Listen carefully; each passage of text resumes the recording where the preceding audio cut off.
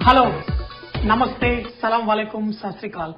Welcome back to another session with your War Chef at wareva.com. Today, let's learn to make this extremely popular lamb biryani. Basically, you can categorize biryanis into two kinds, kachi biryani and pakki biryani. In the chef's world, if you are making a pakki biryani, you are kind of looked down upon because pakki biryani is much easier to make.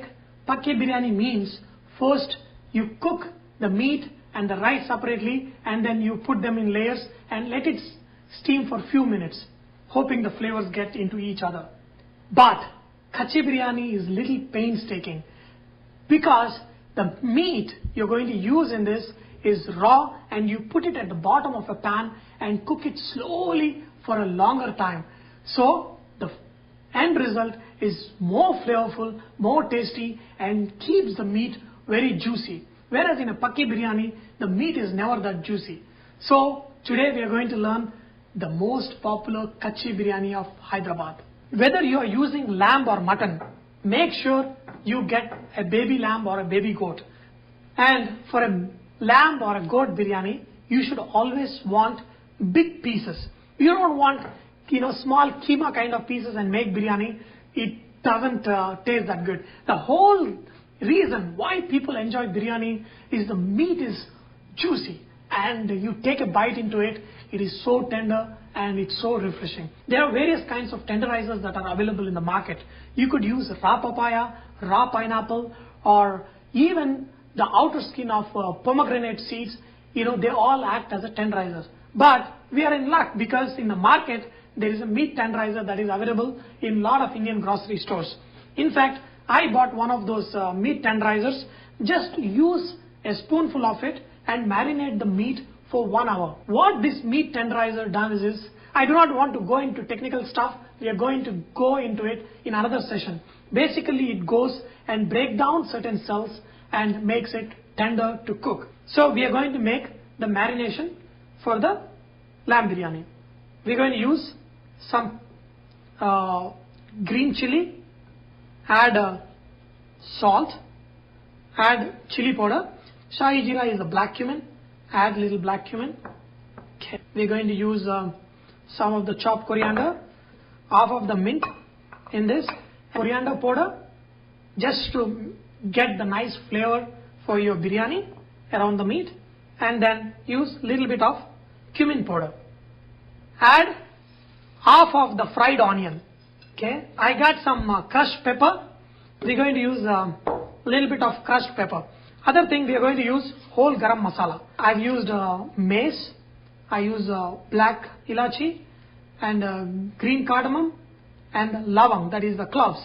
Little bit of lime juice or lemon juice, whichever one you have, you can use it. 2.5 cups of yogurt. So what we're going to do, we're going to mix all this together. Because this mixture goes at the bottom, you want to add some oil. Now we are going to do the most important part, that is cooking rice. Add oil into your water and bring the water to boil. See, I have soaked rice for almost 40 minutes. So I'm going to add this once it comes to a boil and then we're going to half cook this rice. And add salt to this. Make sure you have enough amount of salt. If you forget to add salt into this water, your biryani will be totally messed up. In this water, you can add the other garam masalas if you want to add extra for extra flavor or anything. All I am going to do is I'm just going to add some shahi jeera. So I'm going to add to this. There is another way to avoid overcooking of the rice at the bottom is by taking out the rice from this pot into 2 batches. One batch you're going to cook the rice to 40%. The other batch you're going to cook the rice till it is 60%. The 40% cooked rice we are going to put it immediately on top of the meat. The 60% rice will go on top of that rice. That way when it cooks evenly. So we are going to do that method today. Now the rice is 40% done. So what I'm going to do, I'm going to take the first batch of the rice, okay, and put it in one of the containers. Now I'm going to let The rest of the rice cook for 1 more minute. By the time it is going to be 50% done. I'm going to drain this off. I've got 2 separate rices. One rice is 40% done. The other rice is 50% done. We're going to add the lamb to this container at the bottom. Okay. Here is my 40% cooked rice. I'm going to put this as the first layer. Okay. And then I'm going to spread it. Good. To add some of the leftover mint and some of the chopped coriander. Okay. And half of the fried onion. On top of this, I'm going to add rest of the 50% cooked rice, the fried onions. On top of this, I'm going to add some saffron water. Okay. Add a little bit of garam masala powder. Put a tight lid. If you don't have a tight lid, you can make a dough, like a chapati dough, put it on the edges and put a lid on top. And if it is loose, you can also put weight on it. Till here, everybody is doing good. It's very easy. Oh yeah, I cooked rice, 50% done, everything. But where are we going wrong?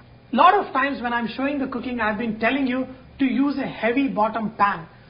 What a heavy bottom pan is, when you have a big vessel like this, the bottom has to be thick.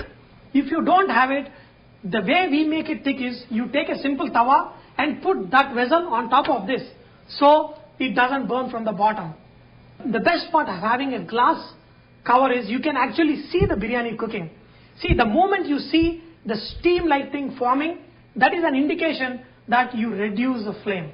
After cooking 5 to 10 minutes on the direct heat, you can take your pot of biryani and put it on a tawa like this and forget it. Don't even look at it for another 40 minutes, and after 30 to 40 minutes, your house will be full of biryani flavor, and just open it. So today I'm going to show you the bottom of my pan. You will see it. It will be crystal clear without even one burn mark.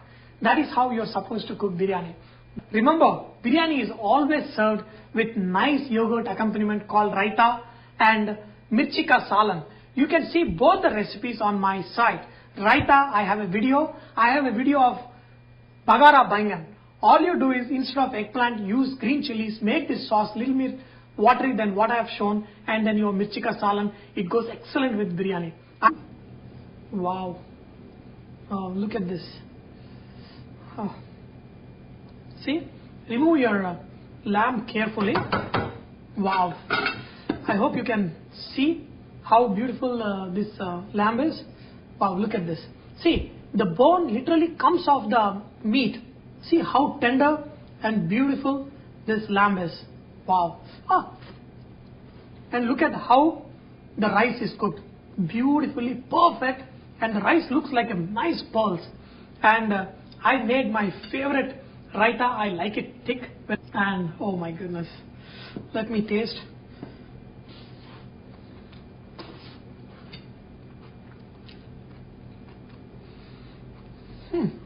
You will not be able to imagine how this lamb or mutton melts in your mouth when you cook in this style. A lot of times, in making biryanis, people use rose water or roux khevra water on top of the biryani for extra flavor. If you like that kind of flavors, you can go ahead, add some rose water or roux khevra on top of this, and it may taste flavorful in a different way.